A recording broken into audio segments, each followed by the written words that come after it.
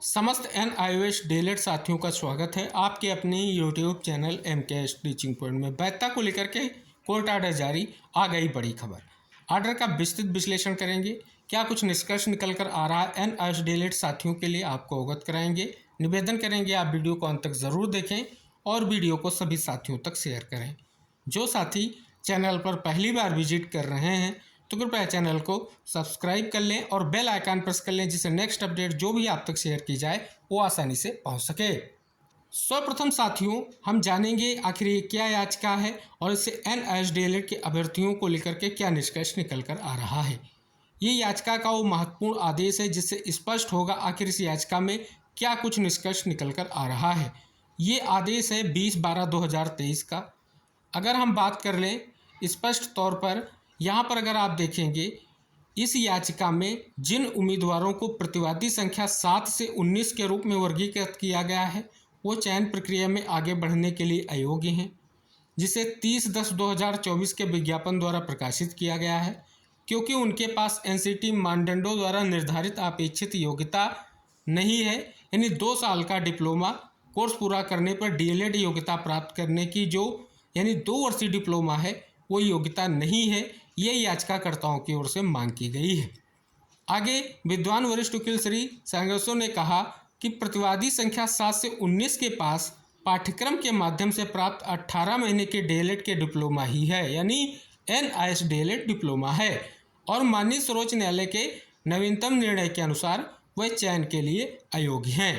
इसलिए वह प्रार्थना करते हैं कि एक उचित आदेश पारित किया जाए जिसमें निर्देश दिया जाए कि इन उम्मीदवारों और इसी तरह से स्थिति वाले अन्य उम्मीदवारों को चयन के लिए विचार नहीं किया जा सकता।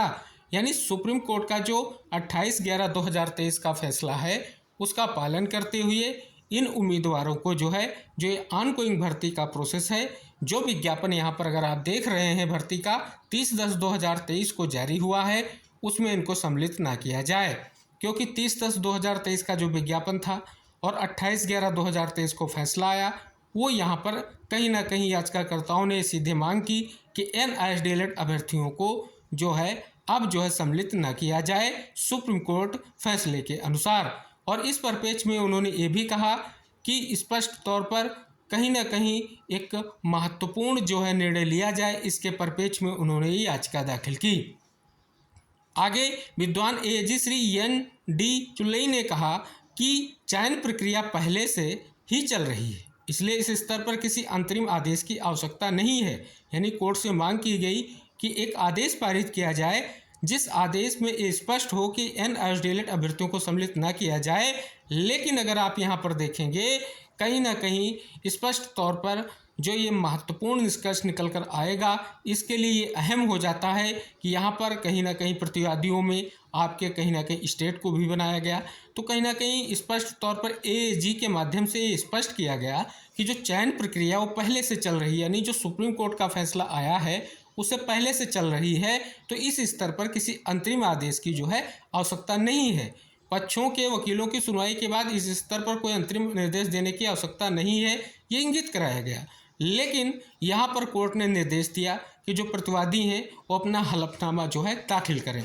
इसके बाद लगातार इस मामले पर सुनवाई होती रही है और कभी काउंटर एफिडेविट फाइल किया जा रहा है, कभी उस पर रिजॉइंडर फाइल हो रहा है, यानी लगातार सुनवाइयाँ कहीं ना कहीं कंटिन्यू रूप से चलती रही हैं। अब जो सबसे महत्वपूर्ण है, इसका कहीं ना कहीं सुनवाई का एक महत्वपूर्ण आदेश और आया है और उसके बाद नेक्स्ट डेट की सुनवाई पर भी बड़ी खबर आ चुकी है, वो हम आपको इंगित कराएंगे। ये आदेश आप सभी के सामने वो 23/9/2024 का है, उसी याचिका से संबंधित है जिस याचिका के बारे में हमने आपको पूरी डिटेल इंगित कराई है। याचिकाकर्ता के विद्वान वकील श्री T दखर ने प्रार्थना की है कि उन्हें 2 सप्ताह का समय दिया जाए ताकि वे राज्य और प्रतिवादी संख्या 16 से 19 द्वारा दायर हलफनामे पर निर्देश प्राप्त कर सके। प्रार्थना स्वीकार की जाती है। यानी याचिकाकर्ताओं की ओर से कहीं ना कहीं स्पष्ट तौर पर जो एफिडेविट फाइल किया जाना है उसको लेकर के समय मांगा गया, क्योंकि यहाँ पर अगर आप देखेंगे स्पष्ट तौर पर कहीं ना कहीं जो एक महत्वपूर्ण निष्कर्ष निकल कर आए, इसके लिए सभी को इंतजार है। आगे बात कर लें कि राज्य प्रतिवादी संख्या 1 से 5 के विद्वान attorney general Shri A Kumar ने कहा कि मामला अब निरर्थक हो गया है हालांकि न्याय के हित में इस मामले को 14 अक्टूबर 2024 को सुनवाई सूचीबद्ध किया जाता है। यानी अब जो सुनवाई होगी 14 अक्टूबर को होने जा रही है। हो सकता है इस याचिका में एक बड़ी और फाइनल सुनवाई भी हो सकती है, जो कहीं ना कहीं NIS DLED अभ्यर्थियों के अगेंस्ट जो है दाखिल की गई है। तो फाइनली आपने आदेश भी देखा, और जो आदेश हमने आपको इंगित कराया याचिका के बारे में भी आपको इंगित हुआ कि ये NIS DLED अभ्यर्थियों के अगेंस्ट है। सुप्रीम कोर्ट फैसले के पहले जो भर्ती विज्ञापन आया था, सुप्रीम कोर्ट का फैसला आने के बाद ये कहीं ना कहीं याचिका दाखिल करते हुए मांग की गई कि अंतरिम आदेश पारित किया जाए, जिससे जो NIS DLED अभ्यर्थी हैं उनको सम्मिलित ना किया जाए।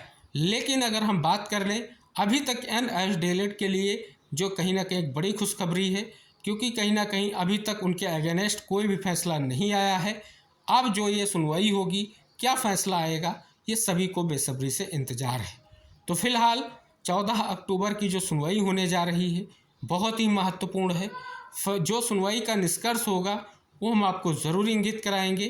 फिलहाल जो कहीं ना कहीं भी वर्तमान में अगर इन आदेशों का इस याचिका की सुनवाई का जो निष्कर्ष है वो कहीं ना कहीं अभी NIS DLED के लिए पॉजिटिव रिस्पॉन्स ही कहा जाएगा, क्योंकि अभी तक किसी भी तरीके से अगर आप देखेंगे स्टेट कहीं ना कहीं NIS DLED अभ्यर्थियों की ओर से ये भी स्पष्ट तौर पर कहीं ना कहीं जो है हलफनामा वगैरह दाखिल किया जा चुका है कि जो भर्ती प्रक्रिया या जो भर्ती प्रोसेस पहले से चल रहा था उसमें कहीं ना कहीं स्पष्ट तौर पर अब कोई अंतरिम आदेश पारित करने की ज़रूरत नहीं है। जो NIS DLED अभ्यर्थियों के अगेंस्ट है, कहीं ना कहीं स्पष्ट तौर पर अब इस पर निर्णय क्या होगा ये महत्वपूर्ण रहेगा। से जो सुनवाई होगी उसका जो आदेश आएगा, उसका जो निष्कर्ष होगा, हम वीडियो के माध्यम से सारी जानकारी आप तक शेयर करेंगे।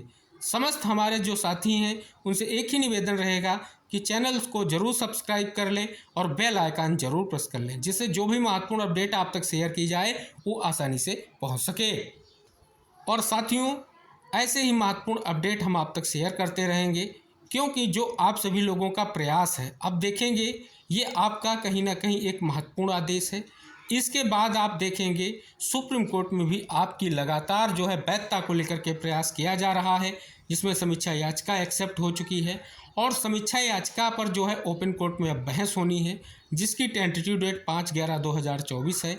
उम्मीद है कि समीक्षा याचिका में सुनवाई होने के साथ साथ एक निष्कर्ष निकलेगा और समीक्षा याचिका का फैसला कहीं ना कहीं जिस प्रकार पहले फैसला आया था पूरे देश के लिए मान्य था, उसी प्रकार से कहीं ना कहीं समस्त NIS DLED जो हमारा परिवार है उसके लिए इस बार भी समीक्षा याचिका का फैसला बहुत ही महत्वपूर्ण रहने वाला है।